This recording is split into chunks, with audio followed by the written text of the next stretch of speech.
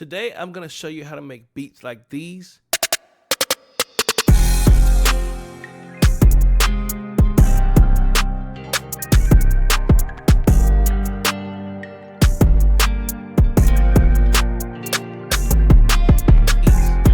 Using just stock plugins from FL Studio. Everything here is going to be native as far as the melody goes. And I'm also using the FL Cloud to get with this vocals. So let's dive right into what's going on here. Number one thing you want to keep in mind is you want to keep these beats simple. These type of beats, you don't want to have too much going on. You want to have space for the drums to do their thing, but you also want to have space for the artists to do their thing. Keep that in mind. Number two thing is FL Studio does have some great sounds, but you do also have to do some tweaking to these sounds. Just keep in mind it will be a little bit of work, but it's not too much going on that I did. But let's just go ahead and get into this. I'm starting to do a lot of talking because I'm long-winded, but let's get right into this. The first thing that I started with was this Rhodes piano, and this actually comes from FL Studio Flex, the Rhodes MK1. I don't recall doing anything to it, to the effects or anything like that. I think that's exactly how it comes. I laid down this little chord progression. I actually played it on the keyboard here, but in here for tutorial sakes, I'll just kind of go over what I did here. This is just, I'm in the key of C minor, but I'm starting on the F here. This is the chord I'm starting on. I'm going from the F minor to the C minor, and then I'm going down to the G minor, and then I'm coming back up to the B flat. So, and these are all sevens, and I'm just playing the chord and just throwing some passing notes in. I'm just repeating some of the notes that I'm already playing. Nothing too extravagant on that. The most important thing with this is that you keep these velocities. Since I played these, they kind of spaced out very well, but you want to make sure if you are drawing these in, you want to kind of keep those velocities randomized, as you would say, but you want to make it sound real. The processing that I did to this on the mixing end was I did throw a little EQ. I wanted to bring out a lot of that warmth, and I brought down some of the lows there, not completely taking them out because I still think those lows are going to be important to the mix. I also kind of brought out some of that high end in it as well, just kind of a little bit of that brightness. Next thing I did was add my delay. Kind of is at a 4 second delay, so, or a quarter note delay is what you would call it. I have it mixed in on the mixer here on this knob, so it's very wet here. I threw a Panamatic on there because I wanted it to move fast. I wanted to give it that real old town or old time roads feeling.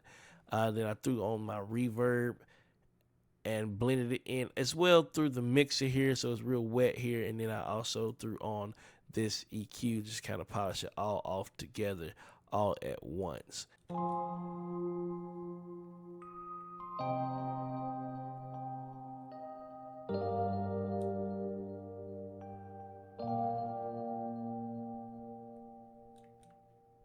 The next thing I did was added these strings, and these strings also come from Flex. The essential strings is all strings sustained. I didn't do anything to it here either. I left it how it is. And I just followed those same chords. I just really just copied these chords from the piano and just kind of straightened them all out. They're a little off time, which that's kind of how I wanted it. But it's just playing those same chords, just going down the same pattern. And what I did to it on the mixer is I added a parametric EQ, just kind of want to put it in a certain place. I also have a Panamatic on it, just kind of having it moving back and forth in its area. And then I also wanted it to be in a bigger space, so I kind of added that reverb to it, and I blended that in as well, like I always do with my reverb. So, but it's a very bright reverb. A very dark reverb with very wide, very long ended. And so that is what's on the sustain or the strings.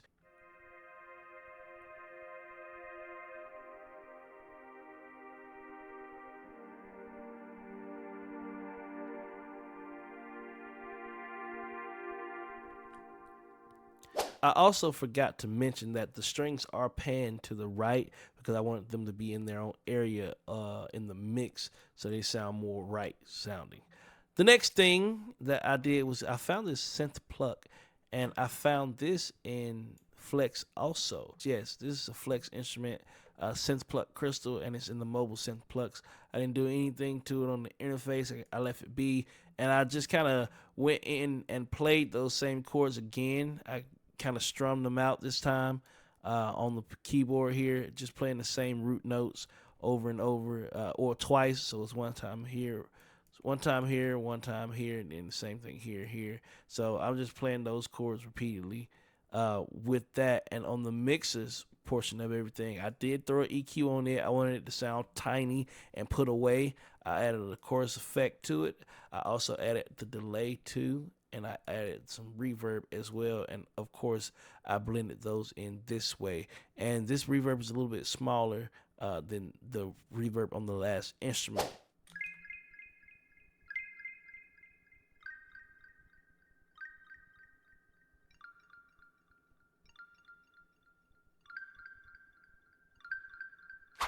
After that, I did the guitar, the classical acoustic guitar, and this is one of my favorites. I use it all the time, and this is just a direct wave in FL Studio. You can find these in your packs if you go to packs, instruments, and then you'll find it under guitars, the very first guitar. But what I did here was I just played the root and the fifth of each one of these chords, and then just kind of chopped them up. And this is just that same exact chord, so this is the actual chord of it. This is the F minor chord here. It's just inverted. And then this is the root and the fifth of that F minor chord.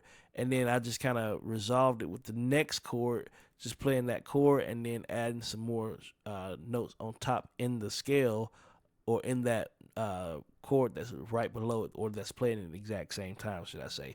And this, all of this is literally just this copied over. So if I copy this over and I just brought it up some, you see this the exact same thing. It's just doing it. It's just following the notes of the scale. Simple. That's all that is. I did some processing to it as well to kind of give it the sound that it has now.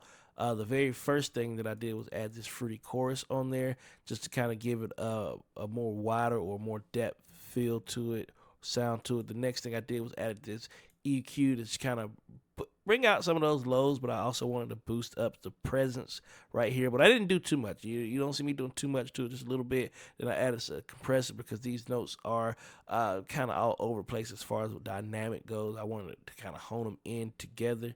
After that, I added on this hardcore. Now, most editions of FL Studio do have this. If you do have it, and if you don't have the full FL Studio, you might see something up here where it says classical acoustic. You might see something that says trial mode. The best way around that is to use the preset, but you'd have to record it or render out that processed version of it, which is perfectly fine. You just have a wave, and it take up a lot less CPU because hardcore does take up a lot of CPU. But I threw that on there, and I just kind of blended it in. This is a preset that's already there, Cherished Memories.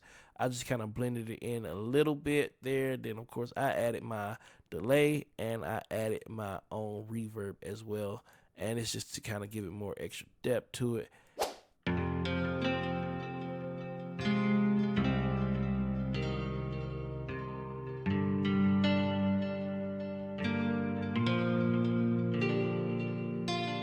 I have a bell down here, and this wasn't put in this specific order. I just kind of thought of it a little later, but this bell is just following the root notes here of those chords, and this bell comes from, I do believe it comes from Harmless. Yeah, Harmless.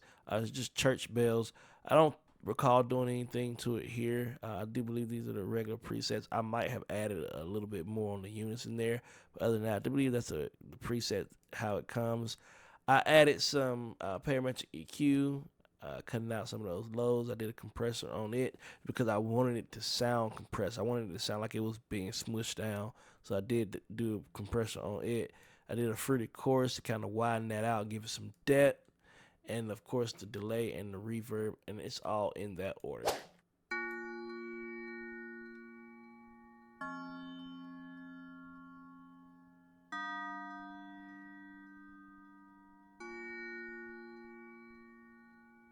And as you can see, I'm not doing too much to anything. Like everything's basically going the same way. The melody is mainly this in this guitar here. We got a little bit of a melody in the piano, but that's just like passing notes. And what's gonna really be our lead is gonna be this vocal up here that I got. But before we get to the vocal, there's also a bass that I use. This bass is temptated. I was calling it tempted in another video. I realized after it was too late, but it's temptated, and this is also a direct wave that you can find in FL Studio under your basses. So you go under instruments or packs instruments and you go to bass, and it's the very last bass. But this is just following the chords there, and the only thing that I did to it was I added fruity parametric EQ to it to cut out some of those sub frequencies. I also added a hardcore to it on this preset Blues Rock Boogie, and this makes a huge difference, and I'll let you hear before and after with it. Then I also added on the distortion here to kind of blend it just a little bit to bring out more of those crunchiness to the bass, to make it feel warm and saturated. Then I added some parametric EQ to boost that area, also to save room for the kick when the kick comes in with it.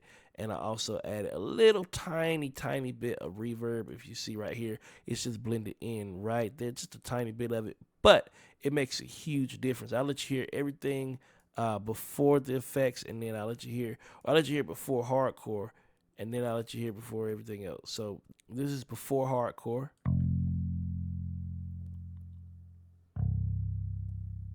I'm gonna add hardcore.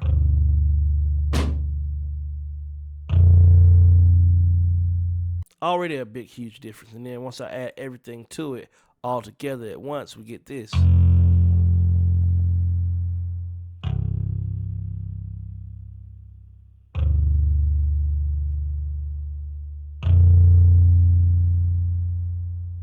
And then of course we did the vocals here. And the vocal, I found these vocal chops in on the FL Cloud here. I don't remember what exactly it was called. I might have titled it what it was called. Let's see, A Lover's Dream. Maybe you can find it in here if you type it in. But that is a vocal that I found there. I chopped it up. I'll let you hear what it sounds like.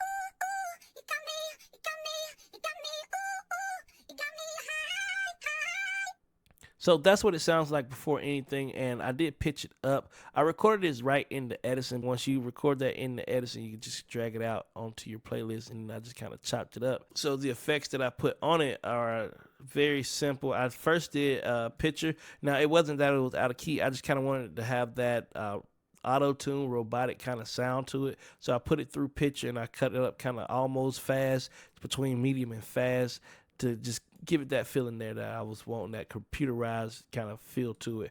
And then I also I do believe that it's been pitched up. No, it's been pitched up here and also panned, and they're all being panned kind of different ways. I also did an EQ here because I wanted to put it in a small area, just kind of by itself in the back. Then I added a compressor to that just to kind of keep everything together, to kind of bring those peaks down. I add a little bit of gross beat to it, so you hear at the very end of each phrase, the very end of the whole phrase, not of each word that you hear. So you'll hear that as well. Then of course some delay and some reverb is also put on there just to kind of give it in, put it in its space. And this is what it sounds like.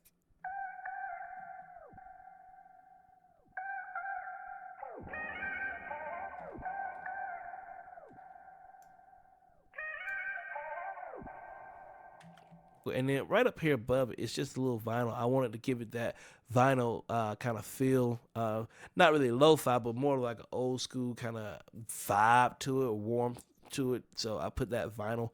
This is what the full sample sounds like without any drums.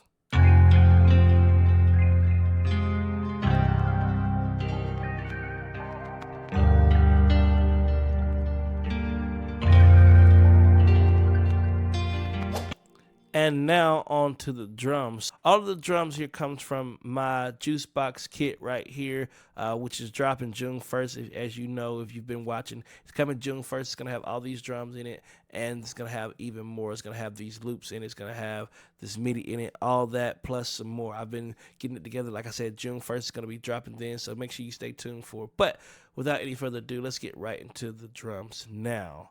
Officially. So the 808, this is 808 number 2 in the Jooce box kit, and this is what it's literally just finding the bounce, following the root notes of the scale, and then this one kind of stays in the same place, but the chord that's there uses this note in both of those chords. So that way, that is the reason why it works so well.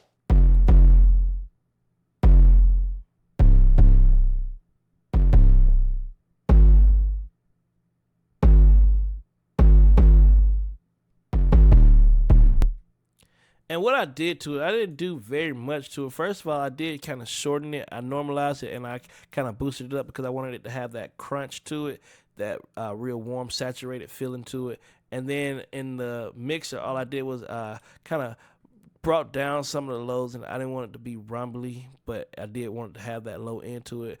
Kind of saved a little room for the kick, where the kick is going to be here. Add a little bit of distortion to it, and I added a little bit more of that pretty much EQ just to kind of bring out more of the high end. So I didn't do very much to it as far as the mixing goes, and I brought it down. And I paired it with these claps and snares, the Jooce Box Clap 3, the Jooce Box Snare 11 for a snare with some counter hits. And then I also added the Jooce Box Snare 1 with some more counter hits.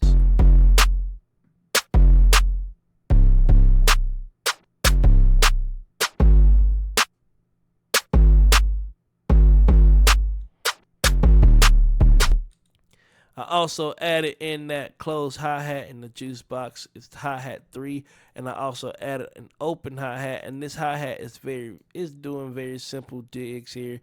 Just a few hits here, space, then a few hits again, just adding a triplet into it every once in a while. I'm not going crazy with it. You want to keep it simple. You want to keep it a good, nice bounce, and you add that with the kick on top of everything. And also there's a clave down here, just doing a few hits here and there. But once you add all that together with your 808, this is what it sounds like.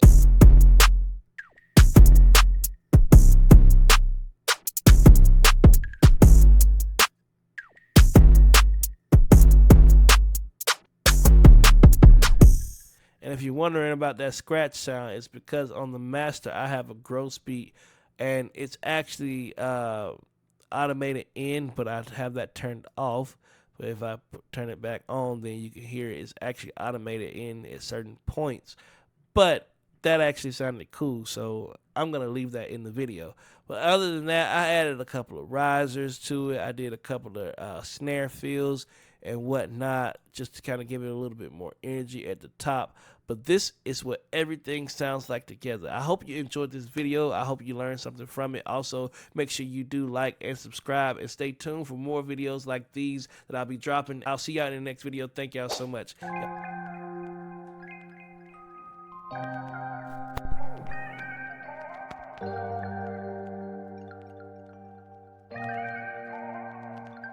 Damn, Jooce.